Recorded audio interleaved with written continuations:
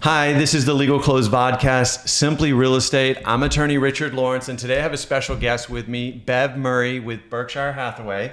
Bev is a top performing real estate agent in our area. She's sold hundreds of millions of dollars worth of real estate, and she is very familiar with real estate process and how the transactions go down. And so I wanted to ask some questions of Bev today. I did read that you're fluent in both Spanish and French, which was actually quite impressive to me. Sometimes I have trouble speaking English, so it's pretty cool to hear somebody who's got two languages beyond English. So I'm going to ask you some questions, and we'll just walk through what your experience is. And the first is, what are you seeing as the future prospects of real estate here in Florida, and specifically Sarasota?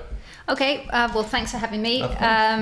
I think that basically we're on a good track real estate-wise. We've had, much like every industry, a period of abnormal activity during COVID. And I think we're back to pretty much 2019 pre-pandemic levels and activity. But I do know that our local real estate market here in Florida is much more balanced than a lot of markets in other states. They're still struggling with lack of inventory. We're now seeing much more inventory on the market, which creates then the demand. Means that when I have buyers in town, I have things to show them. I didn't have that a year ago. So, and I think really that's set to continue. There's no reason why we won't continue just to steadily grow in volume and pricing. It feels like we have hit a stabilization point. I agree with you that when COVID hit, everybody was like running for the hills, but then it seemed to have obviously just shot through the roof, but now it does feel more normal, as you suggested. And I agree with you as well that, you know, historically Florida real estate has always been a good investment and obviously a great place to live and for tourists as well. And so I'm bullish on the long-term prospects as well, as you noted. So what are you seeing as far as vacation rentals, and do you expect them to continue their historic, as many that have come online, are you still seeing that trend going forward? Yeah, definitely. And I think actually for those of us who focus on selling existing homes, it's presented another segment of the market for us because we have buyers here who have already chosen to either have a full-time residency here or part-time. They're now seeing the value in acquiring additional real estate for rental income purposes. Yeah, and I've seen that as well, that folks are looking at it now because of the efficiency and being able to find renters through Airbnb or Vrbo or all the other sources. Now people can feel a little more comfortable that I have a place to market this property. I can live there for a few months and then rent it out maybe for 8 to 10 months thereafter and collect enough income from that to cover either the debt service or to pay the cost to have the home. So, yeah, absolutely. It's a game changer for sure. And I had done a recent podcast on Airbnb and what the collections that they've done for tax dollars to the state of Florida. The number was huge. It was in the 300 millions. And I got to a point where my concern is that we lose tourism, but I'm not seeing it. It just feels like, unless something changes drastically, I feel very bullish that, tourism will continue to be a space for us. Yeah, and I think, obviously we have a hurricane season here and we had a hurricane that, directly impacted the Gulf Coast last year, but people still want to come. They may have to shelve their plans temporarily, but that's not really stopping people from coming here and enjoying the lifestyle. I agree. So what are you seeing as far as the primary considerations that sellers need to be aware of when they're listing and selling a home? What are the things that you typically walk through with them as they're going through that process? So basically a lot of it is about managing expectations. And that starts with presenting them with a solid sort of data analysis of what comparable homes have sold for, therefore, where they should list theirs to sell it in a reasonable amount of time, because that's the goal. There's no point overpricing.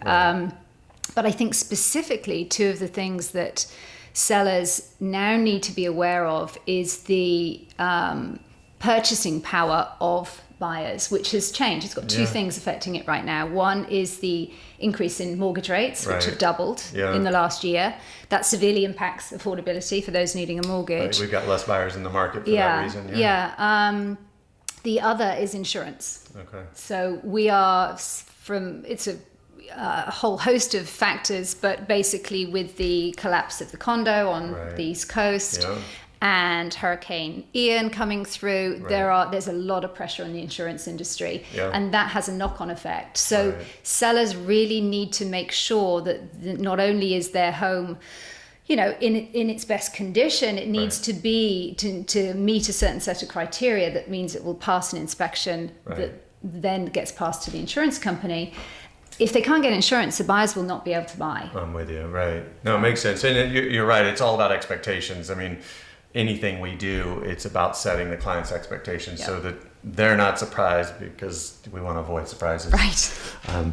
Great. So what are some of the common mistakes that you see people doing when they are trying to sell a home? Obviously, if you set their expectations, hopefully you've avoided some. Or do you see any that are more common than others? I mean, the classic one really, and probably always will be, is overpricing. Okay, starting too high, and then they get discouraged because they're not seeing activity that would otherwise. Right, exactly. Right. And sometimes, you know, there's still a slight seasonality to certain properties. If you're on the Barrier Islands, for example, the condos, as soon as season's finished at Easter, everything slumps. So a price reduction isn't necessarily going to fix that. See. It's just a matter of waiting for all the properties to be absorbed into the market. Gotcha. So they're not understanding market cycles, or maybe those distinctions that are very subtle. And the other thing, I think that, and this is a completely understandable mistake that some sellers make, is being worried that the first offer that they get is not the best offer that they're going to get. Right.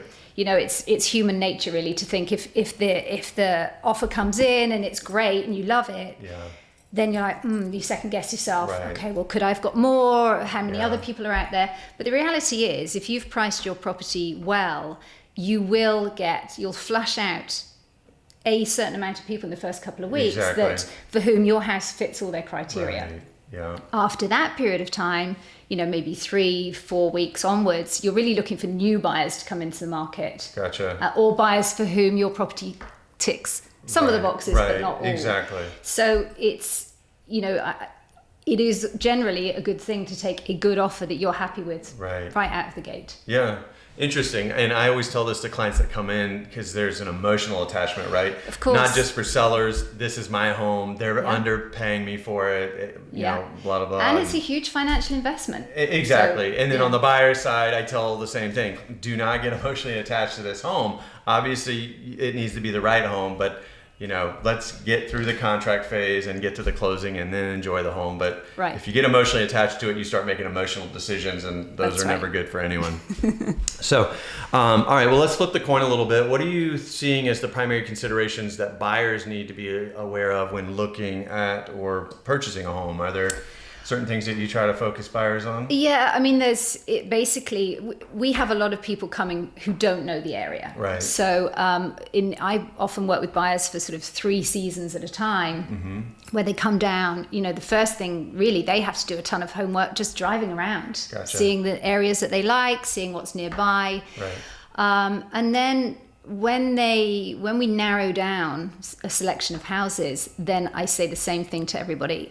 You need to focus on the elements of this house that you cannot change. Yeah. So that will be location, views, your neighbors, you know, whether it's a dead end street or a busy street, all of those factors you cannot change. Yes, right. Those are more important than the factors that you can change. Right. So you need to choose whether you want a house that's beautifully finished, all the bells and whistles, next to, I don't know, a highway, or you choose another house which doesn't have up-to-date windows, whatever. Exactly. Yes. You know, so that to me is the best way to ensure that buyers make the right decision. That's fair. That's a good point. I hadn't thought about that. Right. There are elements of the house you're just not going to change. So if you can't live with those, then this isn't your house. Yeah. I'm with you. Makes sense.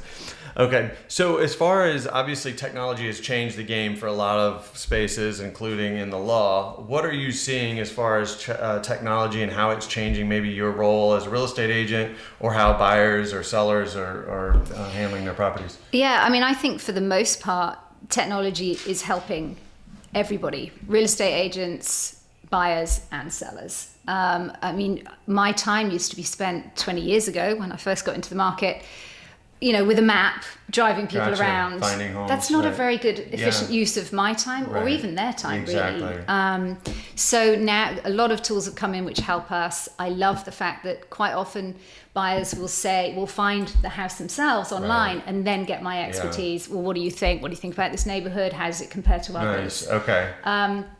And I would say the role of a realtor, I think there was this little concern a few years ago about the, online brokerages Right, being replaced, disrupting right. the market. Yeah. That simply hasn't happened. Right. And I think actually, to a certain extent, I think customers need made real it estate made you more professional. valuable, Yeah, right, totally, exactly, yeah. totally. And the other thing is as well, I think the way that I approach my business is like, most professionals, Right. it's a long-term relationship. Yeah. It's one where they can come to me at any time Right. throughout the process. It doesn't really Exactly. matter. Yeah, and I think home ownership only lasts on average about 3 to 5 years. So Right. they're going to need somebody with expertise to help them Yeah. relocate or change dynamics if Right. they want to change houses. So Absolutely. Yeah. I agree. Well, that's fantastic. Thank you, Bev, for joining us My today. pleasure. Thank you, everybody, for tuning in. You can follow us on Instagram or Spotify. You can also go to legalclose.com and watch our videos there. We look forward to seeing you on the next episode. Have a great day.